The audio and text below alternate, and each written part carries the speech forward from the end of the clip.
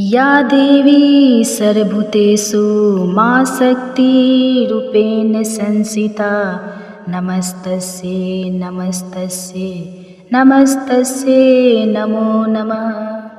ओम दोम दुर्गाय नमः। आप सभी को शारदीय नवरात्रि की दूसरे दिन माँ ब्रह्मचारिणी की हार्दिक शुभकामनाएं। माँ भगवती जगदम्बा आप और आपके पूरे परिवार पर सदैव अपनी कृपा बनाए रखें। आज आप सुनेंगे शारदीय नवरात्रि में आप दुर्गा सप्तशती के दूसरा पाठ। ऋषि ने कहा, प्राचीन काल में एक बार देवताओं और दानवों में परस्पर 100 वर्षों तक घोर संग्राम हुआ था। इस युद्ध में राक्षसों का अधिपति महिषासुर तथा देवों के स्वामी इंद्र थे।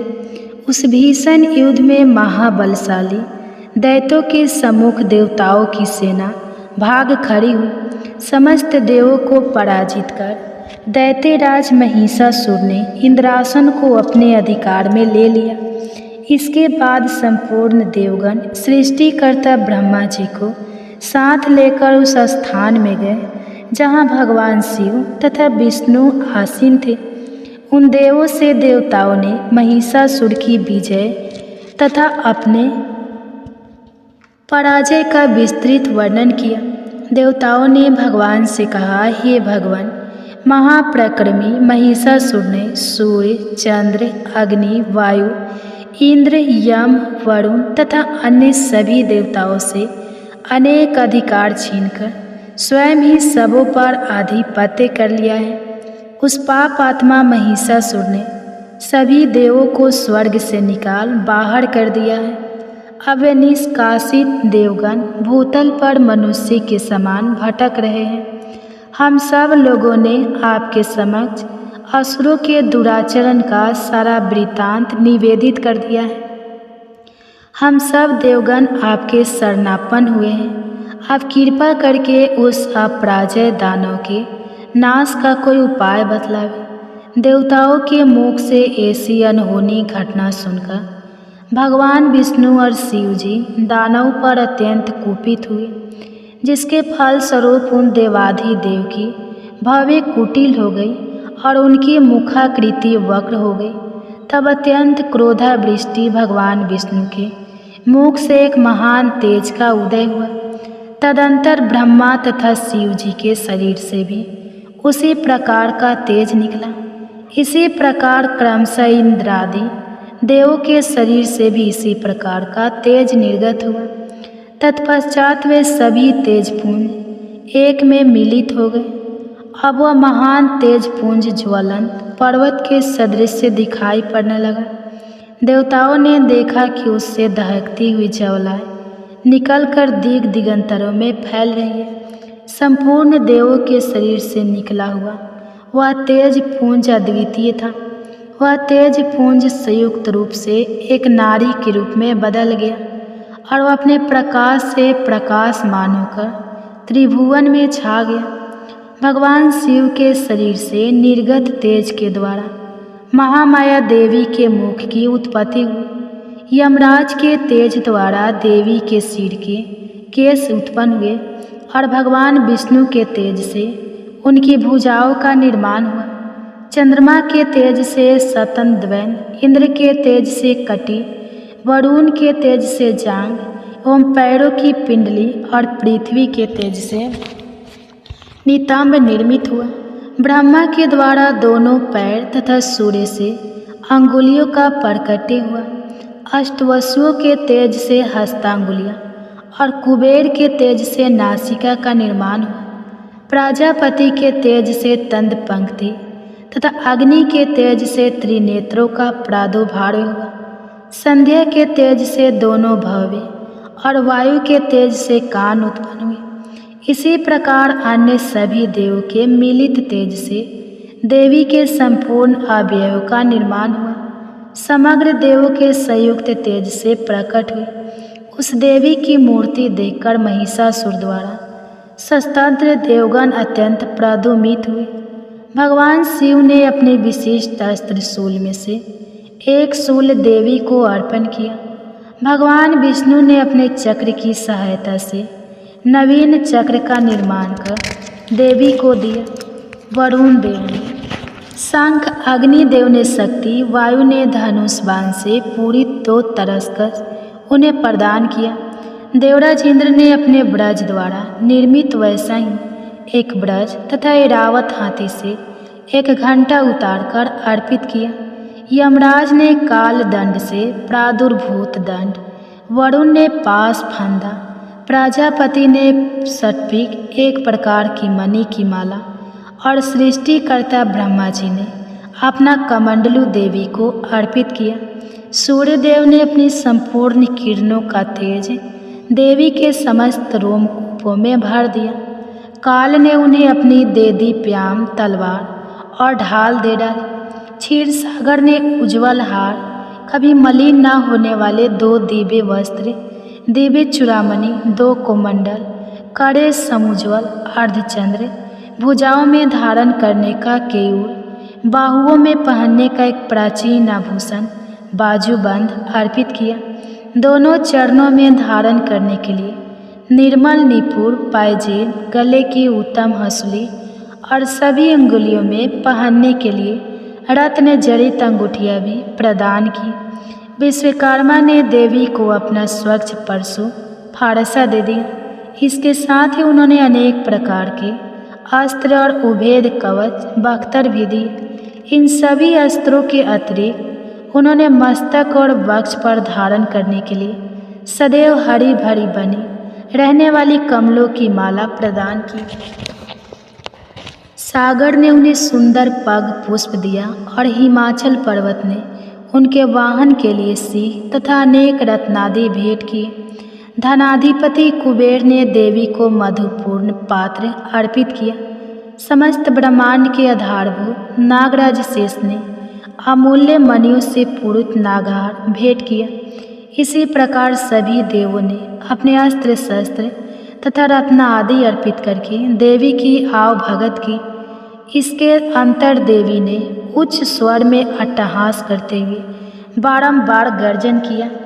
उनकी गूढ़ गर्जन से संपूर्ण आकाश प्रकंपित हो गया। उस घोर गर्जन के फलस्वरूप भीषण ध्वनि फैल गई, जिससे त्रिलोक्य विक्षुब्ध हो उठा और सागर भी हिलोरे लेने लगा। भूमंडल में भूकंप उत्पन्न हो गया और सभी पर्वत अपने स्थान से डगमगाकर कांपने लगे। ऐसा देखकर देवों ने हर्षित होकर भगवती सिंह वाहिनी का जयनाद किया। तत्पश्चात ऋषि महर्षियों ने भी देवी की स्तुति नतमस्तक होकर की। सारे विश्व को क्षुब्ध देखकर दानवों ने अपनी संपूर्ण सेनाओं को कवच आदि से सज्जित कर हाथों में आयुधों को लेकर घबराए हुए झटके से उठकर खड़े हो गए। उस समय महिषासुर अत्यधिक कुपित होकर बोल उठा, आह, यह सब क्या हो रहा है। इसके बाद संपूर्ण दानवों से घिरा हुआ महिषासुर देवी की भयंकर गर्जन को लक्ष्य कर उसी दिशा में दौड़ पड़ा। उसने वहां पहुंचकर देखा वह देवी अपनी अनुपम शोभा से त्रिलोकी को आलोकित कर रही है। उनके पदभार से बोझिल हुई पृथ्वी रसातल में धंसती चली जा रही थी। मस्तक किरीट शिरोभूत से मानव आकाश में एक रेखा सी खींची दिख पड़ रही थी तथा वे अपने धनुष की टंकार से पाताल स्थित सप्त लोकों को छिबूद कर रही थी। अपनी सहस्त्र भुजाओं के द्वारा देवी संपूर्ण दिग दिगंतरों को आच्छादित करके खड़ी थी। इसके बाद ही दानव के साथ देवी का भीषण युद्ध प्रारंभ हो गया। विविध प्रकार के अस्त्र शस्त्रों से समस्त दिशाएं चमक उठी। महिषासुर का चित्तूर नामक सेनापति महान बलशाली दैत्य था। अब देवी के साथ उस महाप्रकर्मी दानव चिछूर का युद्ध होने लगा। दैत्यों की चतुरंगिनी हाथी, घोड़ा, रथ और पैदल सेना लेकर चामर नामक असुर युद्ध भूमि में डट गया। उदग्र नामक महाबलशाली दानव अपने साथ 60,000 रथियों को लेकर रण स्थल में आ डटा। महानु नामक असुर अपने साथ में 1 करोड़ सेना लेकर लड़ने के लिए आ धमका। असिलोमा इस दानव के रोम तलवार की धार के समान तीक्ष्ण थे। नामक असुर 500 रथियों के साथ रणभूमि में उपस्थित हुआ। बास्कल नामक दानव अपने साथ 60 लाख सेना लेकर युद्ध करने लगा। परिवारित नामक बलवान राक्षस अपने साथ 1 करोड़ अश्वारोही और गजारोही सेना लेकर युद्ध में आ गया। बिडाल नामक असुर अपने 5 अरब सहयोगी राथियों की सहायता से युद्ध करने लगा। इन सबों के अतिरिक्त असंख्य दैत्य समूह रथ, हाथी, घोड़ों की सेना लेकर युद्ध में उद्यत हुए। उस समारांगन में महिषासुर स्वयं करोड़ों सहस्त्र रथों, हाथियों एवं घोड़ों की सेना सहित उपस्थित था। वे अवगणित दानव देवी पर तोमर, भिनिद पाल शक्ति फेंक कर चलाया जाने वाला अस्त्र विशेष, मूसल, खंडक, परशु और पटिश नामक अस्त्र शास्त्रों को बरसाने लगे। कुछ के दैत्यों ने देवी पर एक साथ मिलकर शक्ति का प्रहार किया। दूसरों ने अपने फंदे फेंककर देवी को बांधना चाहा। इसके अंतर कुछ दैत्यों ने देवी वध के उद्देश्य से उन पर खंडक से आघात किया। दानव द्वारा फेंके हुए अस्त्रों को लीला स्वरूपिणी देवी ने क्रुद्ध होकर उन अस्त्रों को सहज ही काट डाला। फिर भी उनके मुखमंडल पर रच मात्र भी कलानित की छाया नहीं दिखाई पड़ी। एक और देवता तथा ऋषि मुनि उनका गुणगान कर रहे थे, तो दूसरी ओर महामाया जगदम्बा उन दानव पर अपने दिव्य अस्त्रों की निरंतर वर्षा कर रही थी। इधर देवी का वाहन सिंह भी क्रोधित होकर अपने अयालो गर्दन के लंबे बाल को फटकारता हुआ राक्षसी सेना पर इस प्रकार पील पड़ा जैसे किसी वन में दावानल की अग्नि शिखाएं धीरे धीरे बढ़ रही। रणास्थल में देवी द्वारा छोड़े हुए सभी श्वास अनगणित गणों के रूप में बदल गए और हाथ में परशु, भिनित पाल, खंडक तथा पटिश आदि शस्त्रों द्वारा दानव से युद्ध में निरंतर हुए। देवी की शक्ति से उत्पन्न समस्त गण दानव को दलते हुए शंख, नगाड़े आदि बाजों को बजाने लगे।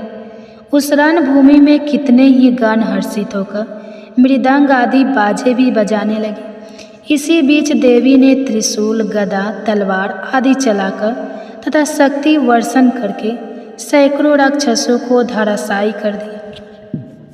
कितने ही राक्षसों को तो घंटे की कर्कश ध्वनि के द्वारा संज्ञा विहीन कर मार डाला। देवी ने अपने पास में अनेक राक्षसों को बांधकर भूमि पर घसीटा और कितने ही दानव को तलवार की पैनी धार से 2 टुकड़ों में काट दिया। कितने ही राक्षस उनकी गदा की मार से भूमिलु कंठ हो गए तथा कितने ही मसूल के आघात से रक्त वमन करने लगे।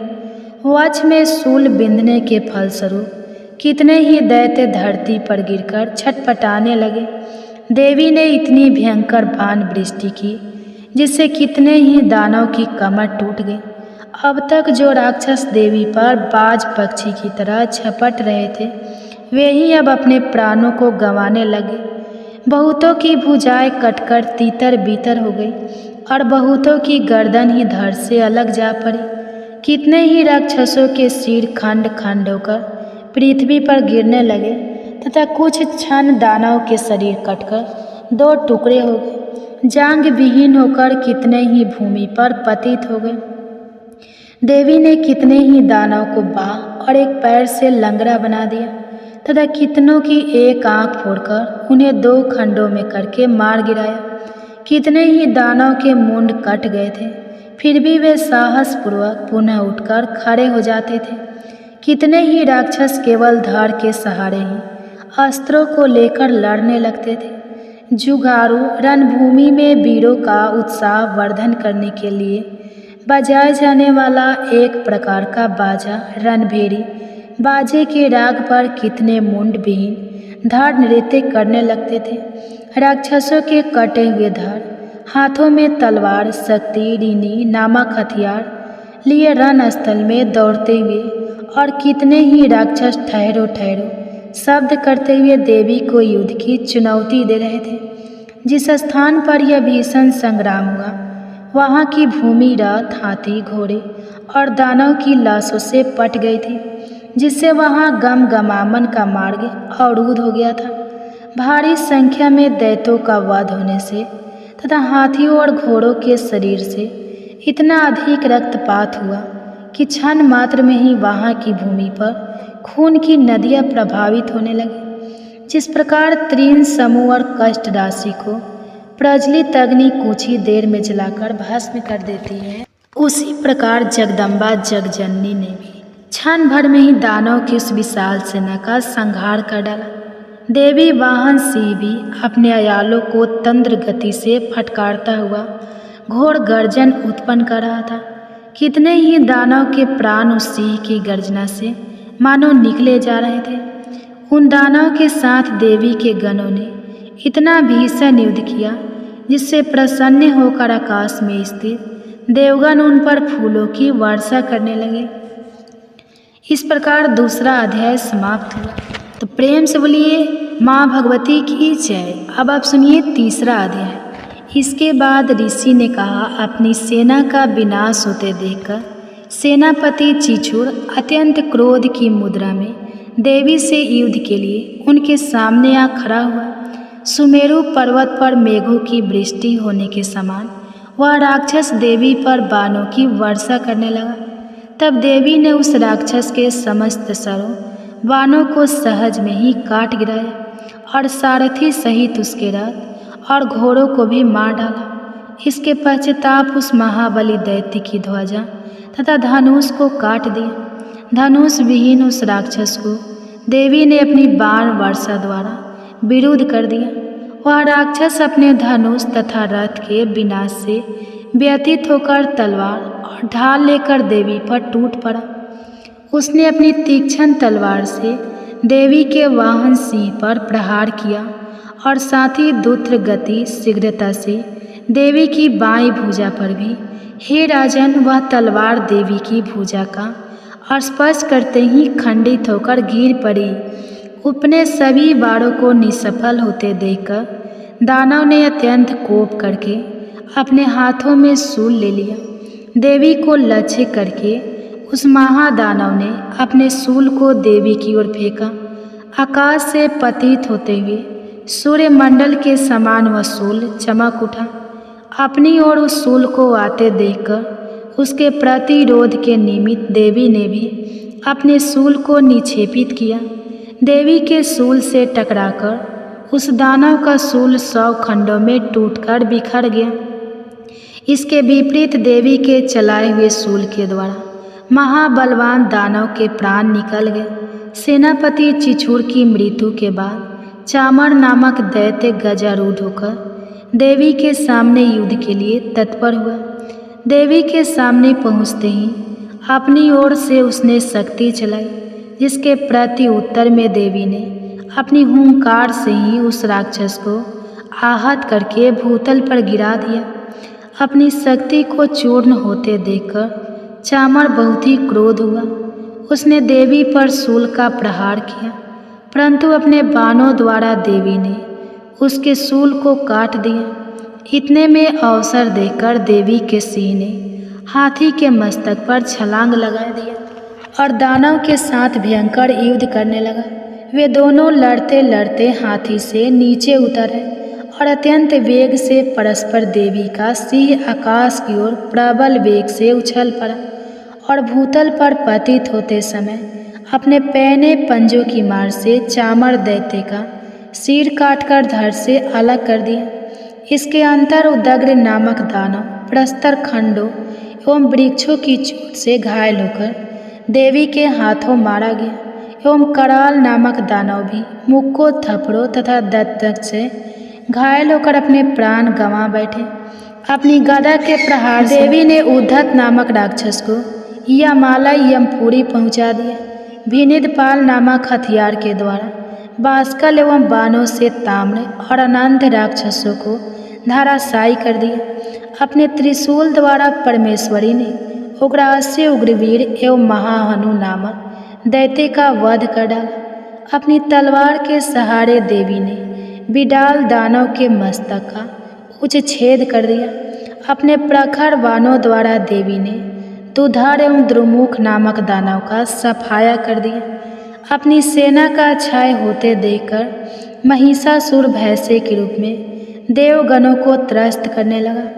कपटवेशी दानव महिषासुर ने कितनों को ही थुथुन की मार से, कितनों को खुरा घात से, कितनों को पूंछ की फटकार से एवं कुछ गणों को अपने नुकीलों सींगों से विदीर्ण कर दिया। कितने ही गणों को प्रबल वेग से, किसी किसी को गंभीर गर्जना के द्वारा, किसी किसी को घुमाकर तथा कितनों को ही अपने प्रक्षेपित वायु के प्रबल झोंकों से भूमि पर सुला दिया।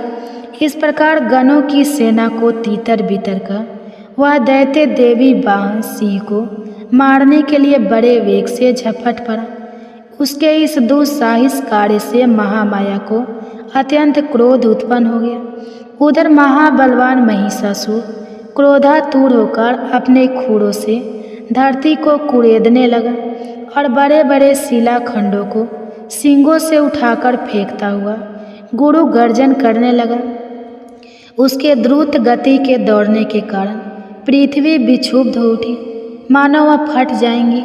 उसकी पूंछ की फटकार से सागर पृथ्वी को जलमग्न करने लगा। उसके कंपित सींगों के आघातों से आकाश संचित मेघ समूह तीतर बीतर हो गए। उस राक्षस के श्वास की प्रचंड वायु के कारण सैकड़ों पर्वत उड़ उड़कर आकाश से धरती पर गिरने लगे।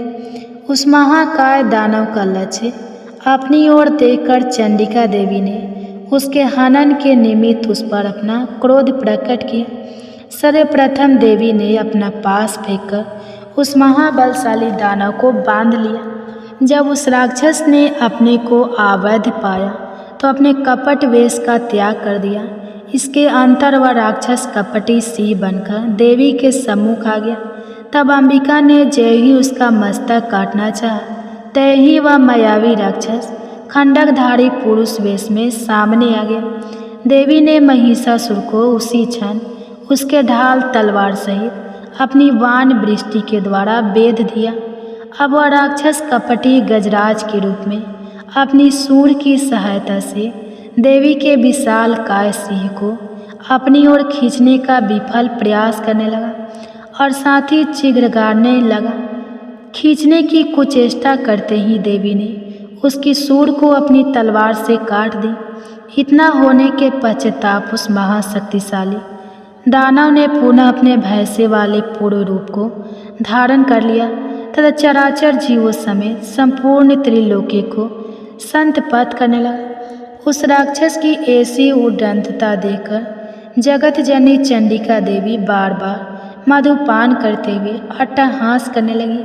वह मदानी दैत्य भी उद्धत होकर गंभीर ध्वनि करने लगा और अपने सींगों पर पर्वतों को उठा उठाकर देवी पर उछालने लगा।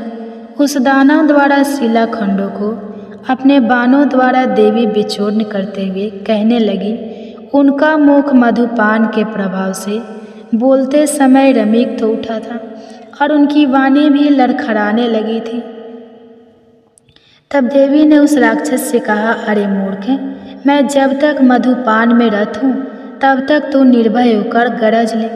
अभी मेरे हाथों से तेरी मृत्यु होने पर देवता लोग भी गर्जन करने लगेंगे। ऋषि ने कहा। इतना कहने के साथ ही देवी ने उछलकर उस राक्षस को दबोच लिया और उस पर सवार हो गई।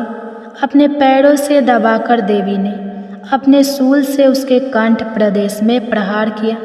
दबाव के चुंगल में जकड़े होने पर भी महिषासुर अपने मुख से दूसरे रूप में बाहर निकालने की कुचेष्टा करने लगा। अभी तक वह आधा ही निकल सका था कि देवी ने अपने बल से उसका निकलना रोक दिया।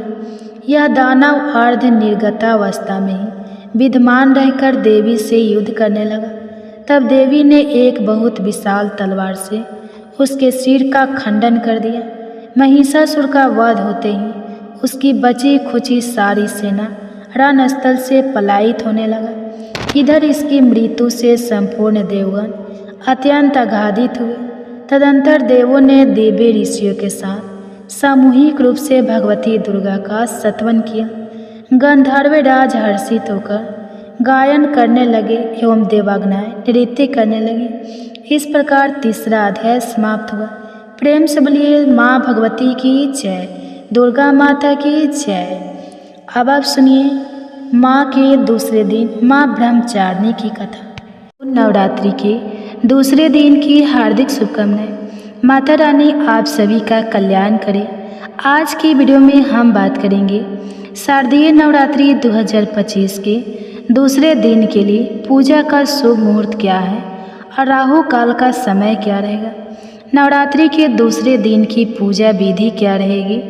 आपको बता दें कि नवरात्रि के दूसरे दिन माँ दुर्गा के दूसरे स्वरूप माँ ब्रह्मचारिणी की पूजा की जाती है। तो आज हम आपको माँ ब्रह्मचारिणी की संपूर्ण पूजा विधि बताएंगे कि माँ ब्रह्मचारिणी की पूजा करते समय आपको किस रंग के कपड़े पहनने चाहिए और कौन सा फूल आपको माँ ब्रह्मचारिणी को अर्पित करना चाहिए और माँ ब्रह्मचारिणी का प्रिय भोग क्या है। इसके अलावा आपको बताऊंगी कि माँ ब्रह्मचारिणी को प्रसन्न करने के लिए आपको कौन से मंत्र का जाप करना चाहिए। आपको बहुत ही छोटा और आसान सा मंत्र बताऊंगी और इसके अलावा माँ ब्रह्मचारिणी की कथा भी सुनाऊंगी। साथ ही साथ नवरात्रि के दूसरे दिन किए जाने वाला एक इच्छा पूर्ति उपाय बताऊंगी, जिसे करके आप अपनी मोह मांगी मुराद को पूरा कर सकते हैं। लेकिन वीडियो शुरू करने से पहले आपसे निवेदन है कि यदि वीडियो आपको थोड़ा सा भी अच्छा लगे तो कृपया एक बार लाइक अवश्य कर दीजिएगा, क्योंकि आपका एक लाइक हमारे लिए बहुत महत्वपूर्ण होता है। और माता रानी की कृपा प्राप्त करने के लिए कमेंट बॉक्स में अवश्य लिखिएगा जय माता दी, जय माँ ब्रह्मचारिणी। तो चलिए बात करते हैं शारदीय नवरात्रि के दूसरे दिन की। दोस्तों, नवरात्रि के दूसरे दिन माँ दुर्गा के दूसरे रूप माँ ब्रह्मचारिणी की पूजा की जाती है। इनकी उपासना नवरात्रि के दूसरे दिन की जाती है। ब्रह्मा का अर्थ है तपस्या और चारिणी यानी आचरण करने वाली, अर्थात तप का आचरण करने वाली माँ ब्रह्मचारिणी देवी ब्रह्मचारिणी साक्षात ब्रह्मा का स्वरूप। माँ ब्रह्मचारिणी को इस लोक के समझ और अचर जगत की विद्याओं की ज्ञाता माना जाता है। माँ ब्रह्मचारिणी के स्वरूप की बात करें तो माँ ब्रह्मचारिणी सफ़ेद रंग के वस्त्र धारण करती है। माता के दाहिने हाथ में जाप की माला और बाएं हाथ में कमंडल सुशोभित है। माँ ब्रह्मचारिणी पवित्रता, शांति, तप और शुद्ध आचरण का प्रतीक मानी जाती है। दोस्तों, माँ ब्रह्मचारिणी की उपासना एवं आराधना करने से भक्तों को अनेक प्रकार की सिद्धियाँ प्राप्त होती हैं, जैसे तप, त्याग, वैराग्य, सदाचार इत्यादि इनकी वृद्धि होती है। उनकी कृपा से भक्तों को सर्वत्र विजय की प्राप्ति होती है और जीवन की अनेक प्रकार की परेशानियां भी समाप्त हो जाती हैं। चलिए जानते हैं शारदीय नवरात्रि 2025 के दूसरे दिन के शुभ मुहूर्त क्या है और राहु काल का समय क्या रहेगा। तो भक्तों, साल 2025 में शारदीय नवरात्रि का दूसरा दिन 23 सितंबर 2025 दिन मंगलवार को रहेगा और द्वितीया तिथि की शुरुआत 23 सितंबर को सुबह 2:56 पर हो जाएगी और द्वितीया तिथि की समाप्ति 24 सितंबर को सुबह 4:51 पर होगी। बात करें पूजा के शुभ मुहूर्त की, तो सुबह की पूजा का शुभ मुहूर्त सुबह 9:12 से लेकर दोपहर 1:44 तक रहेगा और शाम की पूजा का शुभ मुहूर्त शाम 7:46 से लेकर रात 9:15 तक रहेगा और इस दिन अभिजीत मुहूर्त सुबह 11:49 से लेकर दोपहर 12:37 तक रहेगा और इस दिन सूर्योदय का समय सुबह 6:10 पर रहेगा और सूर्यास्त का समय शाम 6:16 पर रहेगा और इस दिन राहु काल का समय दोपहर 3:15 से लेकर शाम 4:46 तक रहेगा। दोस्तों, राहु काल अशुभ समय होता है। इस दौरान कोई भी शुभ कार्य, पूजा या उपाय ना करें। दोस्तों, नवरात्रि के दूसरे दिन भक्तों को माँ ब्रह्मचारिणी की पूजा करते समय हरे रंग के कपड़े पहनना चाहिए। हरा रंग माता को बेहद ही प्रिय होता है और दूसरे दिन की पूजा करने से पहले आप स्नान आदि करके स्वच्छ वस्त्र धारण करके सर्वप्रथम कलश और माँ दुर्गा की उपासना करें। इसके बाद आप एक लकड़ी की चौकी पर लाल रंग का वस्त्र बिछा लें और माँ ब्रह्मचारिणी की प्रतिमा स्थापित करें। और यदि आपके पास माँ ब्रह्मचारिणी की मूर्ति या प्रतिमा नहीं है तो आप माँ दुर्गा की ही प्रतिमा की ब्रह्मचारिणी रूप का ध्यान करते हुए विधिवत पूजा अर्चना कर सकते हैं। इसके बाद आप माँ ब्रह्मचारिणी को पंचामृत से स्नान कराएं। अब आप माँ को गुड़हल का फूल या कमल का पुष्प अर्पित करें या फिर माँ ब्रह्मचारिणी के प्रिय फूल सेवंती या गुलदावड़ी का प्रयोग भी कर सकते हैं। प्रिय भक्तों, यदि आप पूजा में माँ ब्रह्मचारिणी को वट वृक्ष के पत्ते या वट वृक्ष के पुष्पों की माला अर्पित करते हैं तो इससे बुद्धि और ज्ञान में ही इजाफा होता है।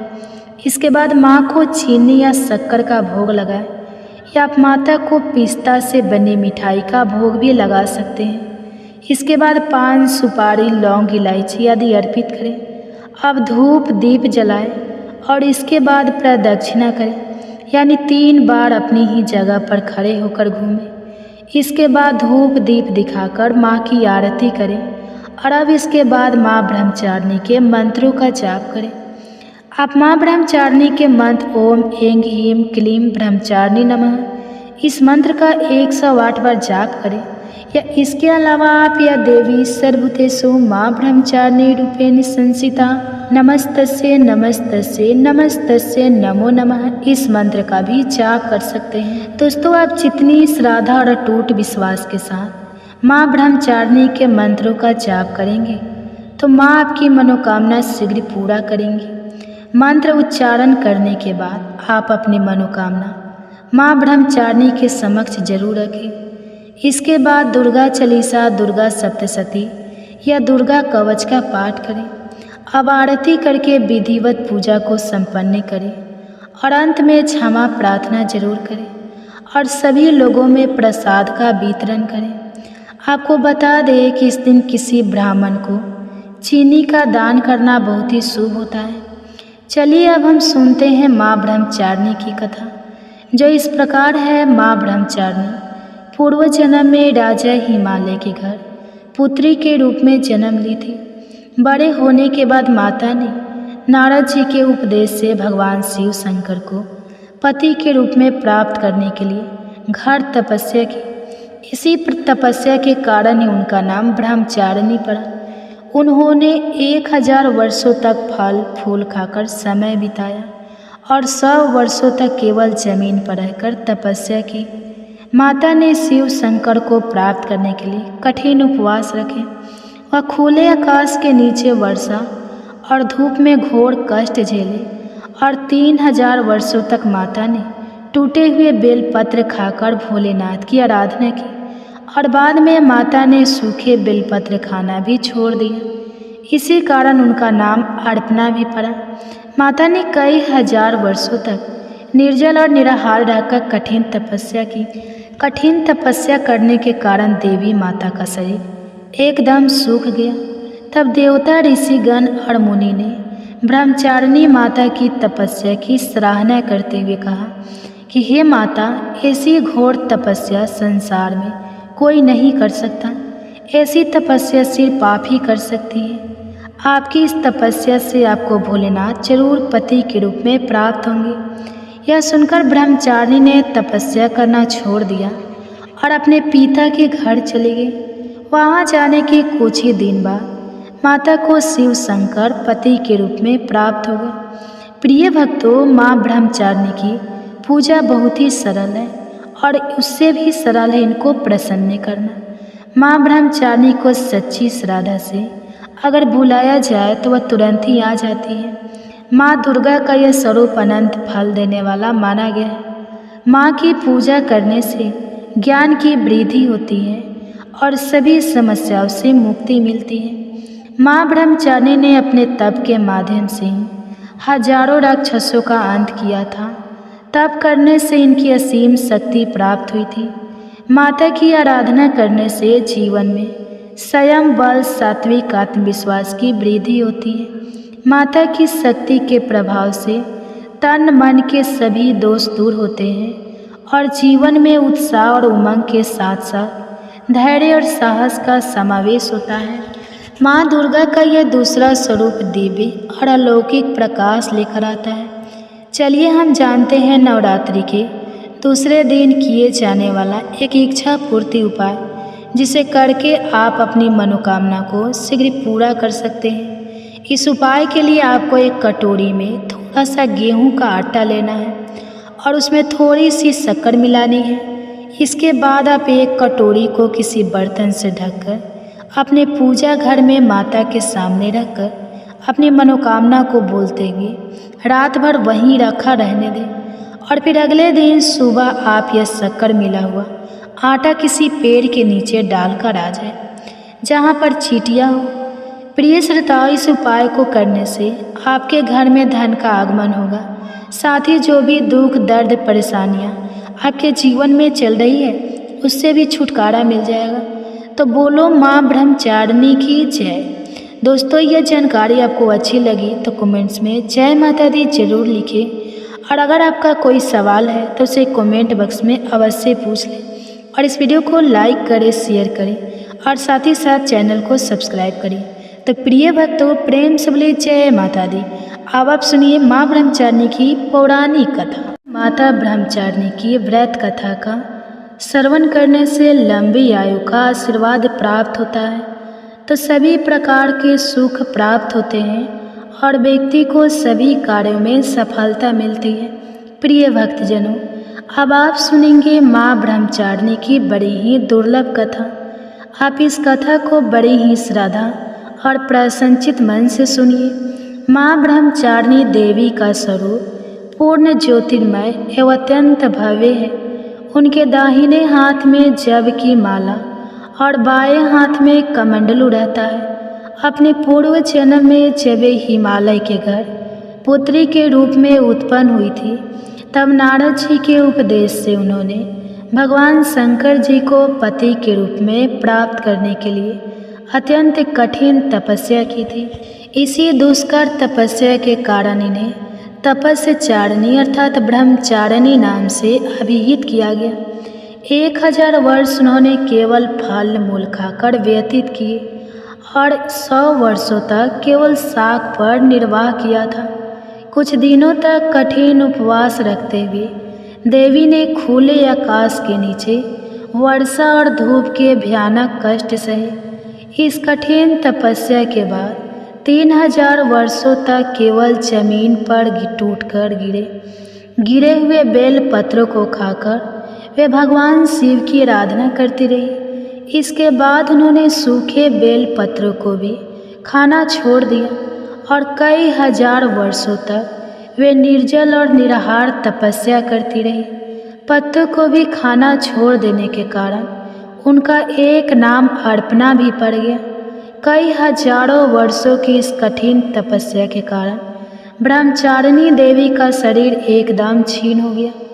उनकी यह दशा देखकर उनकी माता मैना अत्यंत दुखी हुई और उन्होंने उन्हें इस कठिन तपस्या से विरक्त करने के लिए आवाज़ दी। ओ माँ, तब से देवी ब्रह्मचारिणी का एक नाम उमा भी पड़ गया। उनके इस तपस्या से तीनों लोकों में हाहाकार मच गया। देवता, ऋषि, सिद्धगण, मुनि सभी देवता ब्रह्मचारिणी की इस तपस्या को अभूतपूर्व पुण्य कृतज्ञ बताते हुए उनकी सराहना करने लगे। अंत में पितामह ब्रह्मा जी ने आकाशवाणी के द्वारा उन्हें संबोधित करते हुए प्रसन्न स्वर में कहा, हे देवी, आज तक किसी ने ऐसी कठोर तपस्या नहीं की जैसी तुमने की है। तुम्हारे इस अलौकिक कृतज्ञ की चारों ओर सराहना हो रही है। तुम्हारी मनोकामना सर्वतोभाविन परिपूर्ण होंगी। भगवान चंद्रमौली शिव जी तुम्हें पति रूप में प्राप्त अवश्य होंगे। अब तुम तपस्या से विरक्त होकर घर लौट जाओ। शीघ्र ही तुम्हारे पिता तुम्हें बुलाने आ रहे हैं। भक्तजनों, माँ ब्रह्मचारिणी की इस कठोर तपस्या को देखते हुए भगवान शिव जी ने कई बार उनकी परीक्षा भी ली। उस परीक्षा में देवी माँ उतरी हुई और इससे प्रसन्न होकर महादेव भगवान भोलेनाथ ने माता ब्रह्मचारिणी को अपनी अर्धांगिनी स्वीकार किया, उन्हें आशीर्वाद दिया तथा उनसे विवाह किया। माँ दुर्गा का यह दूसरा स्वरूप भक्तों और सिद्धों को अत्यंत फल देने वाला है। उनकी उपासना से मनुष्य में तप, त्याग, वैराग्य, सदाचार और संयम जैसे गुणों की वृद्धि होती है। जीवन के कठिन संघर्षों में भी व्यक्ति अपने कर्तव्य से विचलित नहीं होता। माँ ब्रह्मचारिणी ने देवी की कृपा से उसे सर्वत्र सिद्धि और विजय की प्राप्ति होती है। लालसा से मुक्ति के लिए माँ ब्रह्मचारिणी का ध्यान लगाना बहुत ही श्रेष्ठ माना जाता है। दुर्गा पूजा के दूसरे दिन इन्हीं के स्वरूप की उपासना की जाती है और इसी दिन साधक का मन स्वाधिष्ठान चक्र में उपस्थित होता है। इस चक्र में अवस्थित चित्त वाला योगी ब्रह्मचारिणी जी की कृपा और भक्ति सहज ही प्राप्त कर लेता है। तो प्रेम से बोलिए माता ब्रह्मचारिणी की जय। जय हो माँ शारदा, जय माँ भवानी। अपने सभी भक्तों का दुख दूर करो माँ। जय माता दी। ओम नमः शिवाय। प्रिय भक्तजनों, अब आइए अब सुनते हैं माता रानी की दूसरी कथा। एक राजा और एक रानी थी। बहुत दिनों तक उनके कोई संतान नहीं हुई। बहुत जप और तप करने के बाद कई सालों बाद उनको एक संतान की प्राप्ति हुई। उनकी संतान पुत्र रूप में हुई। अब राजा और रानी बहुत खुशी से अपना राजपाट संभालने लगे।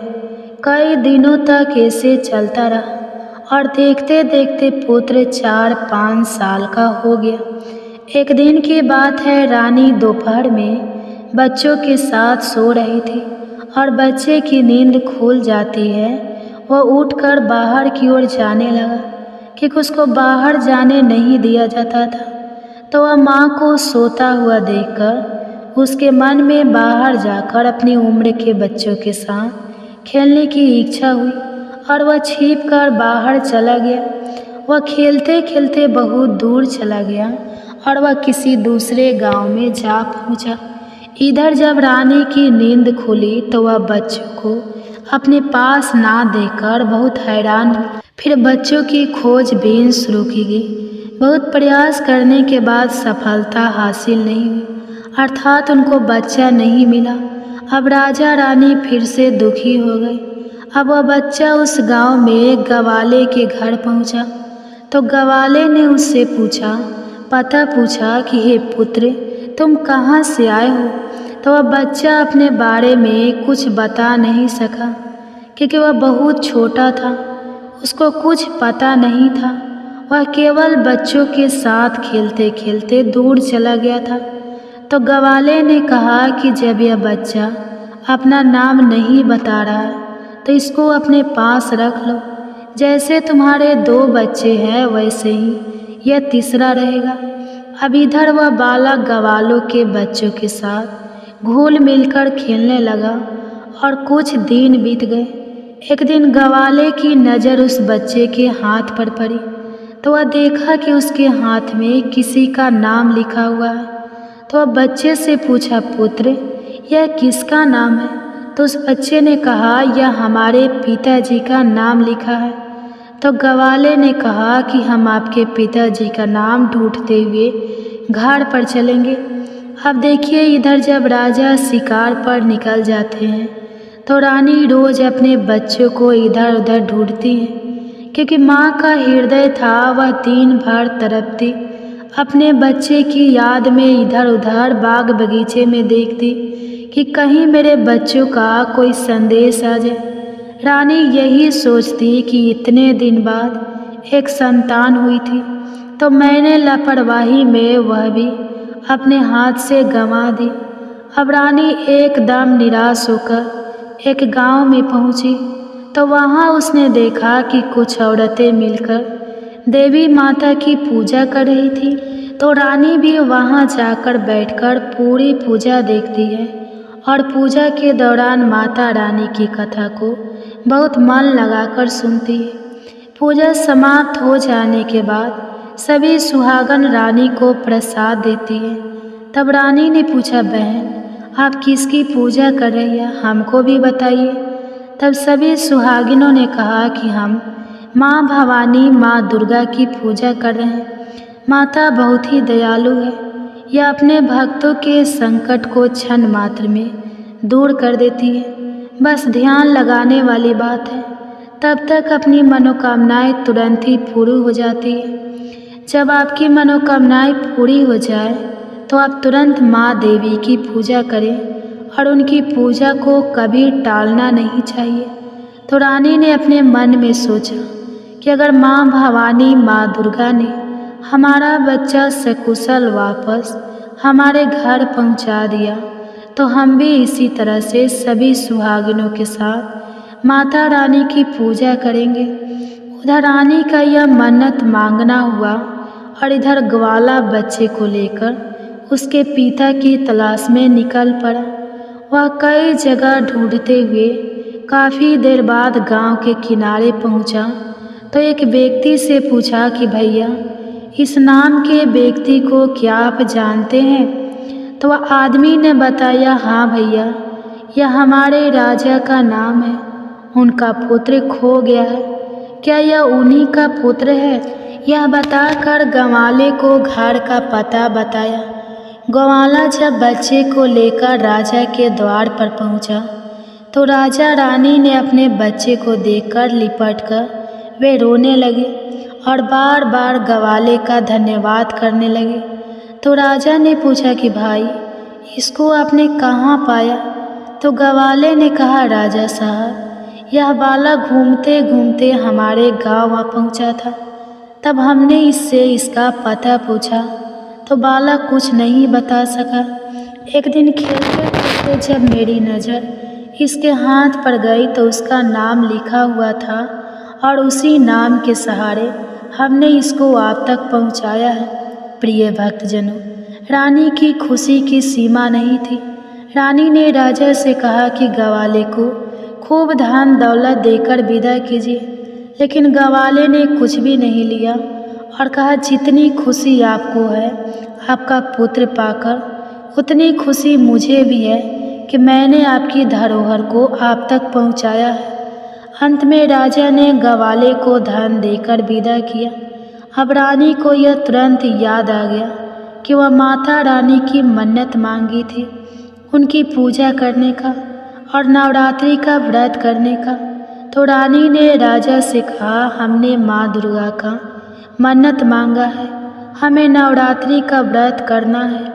हम नवरात्रि का व्रत करेंगे और नगर की कुछ स्त्रियों को निमंत्रण दीजिए और तुरंत माँ भवानी की पूजा कीजिए। रानी ने तुरंत माता की पूजा करने वाली सारी सामग्री इकट्ठा करवाई। माता रानी की पूजा की सारी व्यवस्था की गई। सभी सुहागिनों ने मिलकर माता रानी की विधिवत पूजा की और माँ भवानी दुर्गा माता का गीत गाया।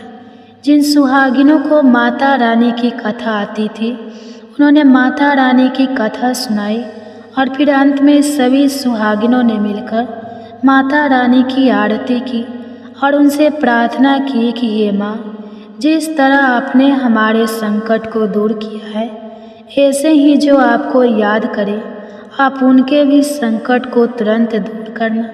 हे माँ, आपका स्वभाव बड़ा ही दयालु है, बड़ा ही सहज है, बड़ा ही कृपालु है। जय माता रानी।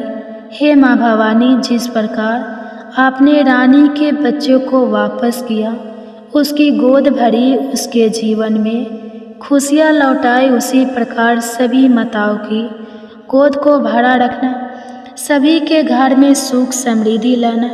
जय माँ दुर्गा। ओम नमः शिवाय। प्रिय भक्तजनों, आइए अब सुनते हैं माँ तारा रानी की कथा।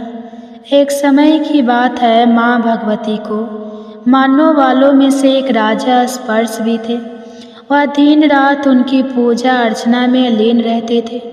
राजा को किसी चीज़ की कोई कमी नहीं थी, बस उन्हें बच्चों की ख्वाहिश थी। सालों से बच्चा नहीं होने के कारण राजा कुछ निराश रहा करते थे। एक दिन राजा की भक्ति से खुश होकर माँ भगवती ने सपने में आकर उसे 2 बेटी होने का वरदान दिया। आशीर्वाद मिलने की कुछ समय बाद राजा के घर एक बेटी पैदा हुई। बेटी पैदा होने की खुशी में राजा ने सबको दावत दी और बेटी की कुंडली बनवाने के लिए पंडितों को बुलवाया। सबने राजा से एक ही बात कही कि यह साक्षात देवी का रूप है। जहाँ भी इसके कदम पड़ेंगे वहाँ खुशियाँ ही खुशियाँ होंगी। यह भगवती देवी की भक्त होगी। इतना सब कहकर पंडितों ने लड़की का नाम तारा रख दिया। कुछ समय के बाद मंगलवार के दिन राजा के घर एक और बेटी पैदा हुई।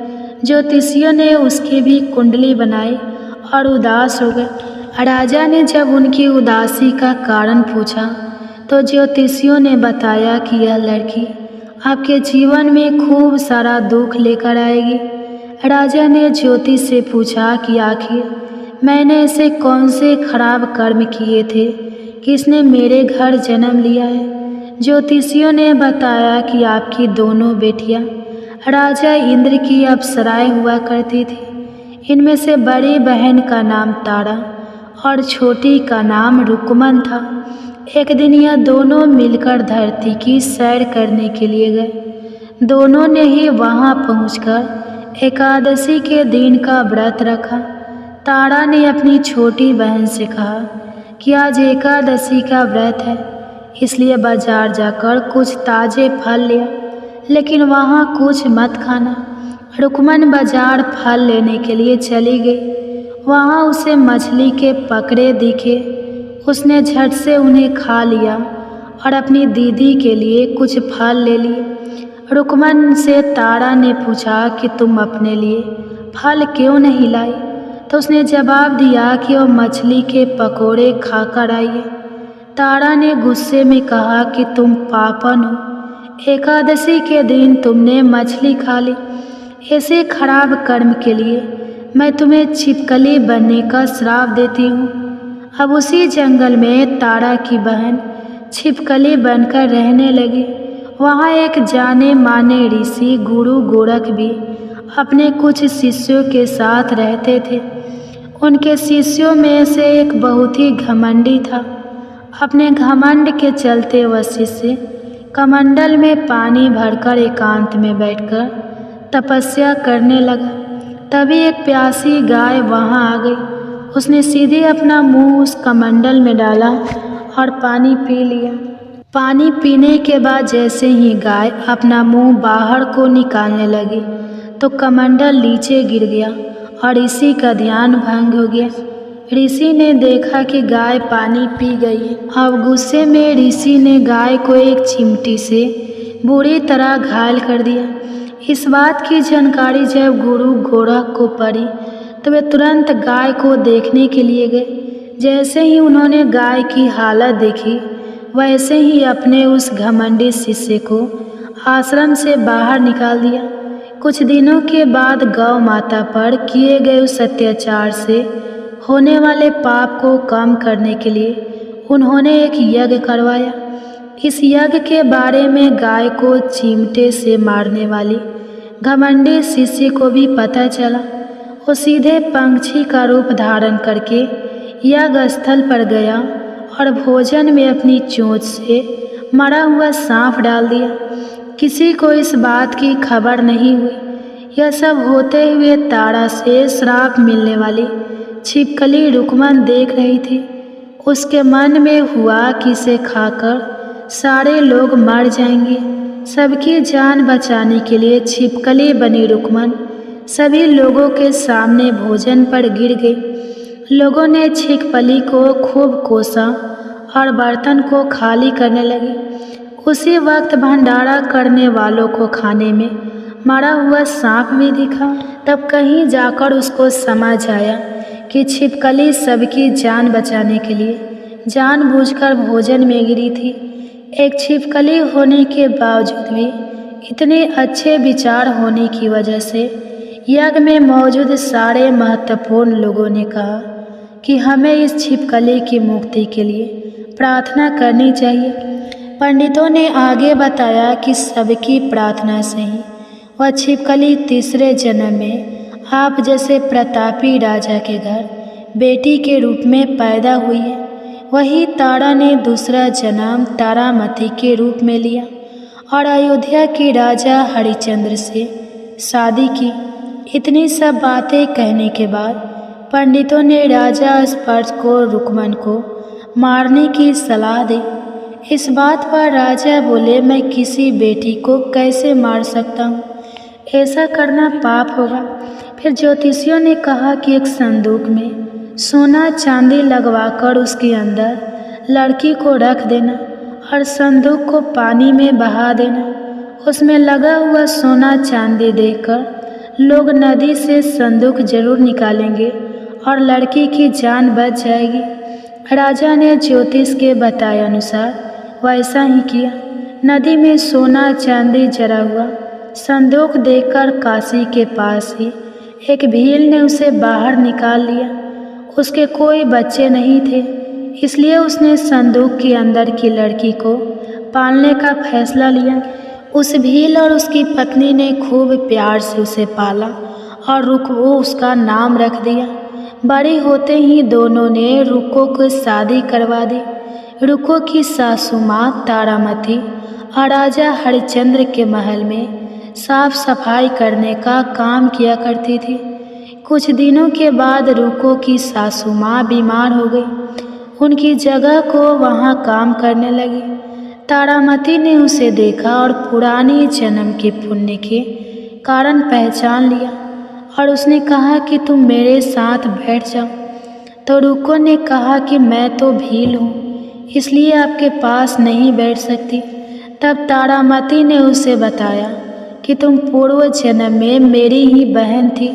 तुमने एकादशी के व्रत के दिन मछली खा ली थी और मैंने तुम्हें दंड देते हुए छिपकली बना दिया था। अब तुम्हें दोबारा मनुष्य जन्म मिला है, तो इस जन्म में मैं वैष्णव देवी की पूजा करके माँ की पूजा से तुम्हारी सारी इच्छाएं भी पूरी होंगी। तारामती की इस बात को सुनने के बाद रुको माँ वैष्णव देवी से एक बेटे के लिए प्रार्थना करती है और कहती है कि अगर उसकी मनोकामना पूरी हुई तो वह अपने घर में माँ वैष्णव देवी का पूजन और जागरण कराएंगी। माँ वैष्णव देवी उसकी प्रार्थना सुन लेती है और उसे एक बेटा होता है। पुत्र की प्राप्ति के बाद रुको उसकी देखभाल और लाड़ दुलार में माँ वैष्णव देवी की पूजा करना भूल जाती है। ऐसा होते होते 5 साल बीत गए और फिर एक दिन उस बच्चे को चेचक यानी माता निकल आती है। बच्चे की ऐसी स्थिति देखकर परेशान रुको अपने पिछले जन्म की बहन तारामती के घर जाकर उन्हें इस समस्या के बारे में बताती है। तब तारामती ने पूछा कि तुमने माँ वैष्णव देवी की पूजा अर्चना में कोई गलती तो नहीं की। फिर रुको को याद आता है कि उसने माँ वैष्णव देवी का जागरण कराने का प्रण लिया था। यह बात याद आते ही रुको को काफ़ी पछतावा हुआ और मन में उसने माँ से कहा कि बच्चे के ठीक होते ही वह अपने घर में जागरण कराएंगे। अगले ही दिन उसका बेटा पूरी तरह स्वस्थ हो जाता है। तभी रुको ने माता रानी के मंदिर जाकर पुजारियों से कहा कि मंगलवार के दिन घर में जागरण करवा दीजिए। तब रुको की बात सुनकर पंडित कहते हैं कि तुम यही 5 रुपए दे दो, तुम्हारे लिए हम मंदिर में ही जागरण करा देते हैं। तब रुको कहती है, मुझे पता है कि मैं चमारिन हूँ, लेकिन आप मेरे घर आकर ही जागरण करवा दीजिए। माँ किसी तरह का भेदभाव नहीं करती, तो आपको भी नहीं करना चाहिए। इस पर पंडितों ने विचार विमर्श करके कहा कि अगर रानी आपके जागरण में आती है तो हम तुम्हारे घर आकर जागरण करने के लिए तैयार हैं। पंडितों की बात सुनकर रुको अपनी बहन रानी तारामती के पास जाती है और तारामती को सारी बात बताती है। रुको की बातें सुनकर तारामती जागरण में जाने के लिए तैयार हो जाती है। इस बात को बताने के लिए रुको जब पंडित जी के पास जाती है तब उनके बीच की बातों को सेन नामक नाई सुन लेता है। फिर वह राजा हरिश्चंद्र को जाकर सारी बातें बता देता है। राजा के मन में हुआ कि रानी को नीची जाति वालों के घर जागरण में नहीं जाना चाहिए। इस वजह से वह अपनी अंगुली काट लेते हैं जिससे उन्हें नींद ना आए और रानी जागरण में ना जा सके। जब जागरण का समय होता है तभी राजा को जागते हुए देखकर रानी मन ही मन माँ वैष्णव देवी से प्रार्थना करती है कि महाराज को नींद आ जाए ताकि मैं जागरण में जा सकूं। रानी की प्रार्थना के कुछ ही देर बाद राजा को नींद आ जाती है। फिर रानी तारामती रोशनदान में रस्सी बांधकर महल से नीचे आकर रुक्कों के घर चली जाती है। इसी जल्दबाजी में रास्ते में ही रानी का रेशमी रुमाल और एक पाँव का कंगन गिर जाता है। इधर कुछ वक्त बाद राजा हरिश्चंद्र की नींद टूट जाती है। नींद खुलने पर रानी को अपने पास ना देखकर राजा उसकी तलाश में निकल जाते हैं। रानी को ढूंढते ढूंढते उन्हें रानी का रुमाल और कंगन मिलता है। रानी की चीज़ों को अपने साथ लेकर राजा जागरण स्थल पहुँचते हैं और एक जगह चुपचाप बैठकर जागरण सुनने लगते हैं। माँ वैष्णव देवी के जयकारे के साथ जागरण खत्म होता है और सभी को प्रसाद दिया जाता है। तब रानी अपने हिस्से के प्रसाद को झोली में डाल लेती है। रानी के ऐसा करने पर लोग उनसे पूछते हैं कि वो प्रसाद क्यों नहीं खा रही है। अगर आप प्रसाद का सेवन नहीं करती हैं तो जागरण में आए लोग भी प्रसाद नहीं खाएंगे। तब रानी बोलती है कि वह प्रसाद राजा के लिए था, अब आप मुझे प्रसाद दीजिए। फिर अपने लिए प्रसाद लेकर रानी सबके सामने उसे खा लेती है। रानी को प्रसाद खाते ही जागरण में मौजूद सभी भक्तों ने भी प्रसाद खाया। उसके बाद रानी महल के लिए निकल जाती है। तभी रास्ते में ही राजा उन्हें रोक कर पूछते हैं कि तुमने नीच जाति के घर प्रसाद खाकर खुद को अपवित्र कर लिया है। तुमने मेरे लिए भी प्रसाद रखा है, अब तुम मुझसे मुझे भी अपवित्र करना चाहती हो। अब मैं तुम्हें अपने महल नहीं लेकर जा सकता। यह बोलते हुए जब राजा रानी की झोली को देखता है तब उन्हें प्रसाद की जगह गुलाब, चंपा जैसे अनेक फूल और बच्चे चावल और सुपार वाला कर राजा हरिश्चंद्र को और हैरान कर देती है। फिर रानी बोलती है कि माता के दर्शन करने के लिए बहुत बड़ा त्याग करना पड़ता है।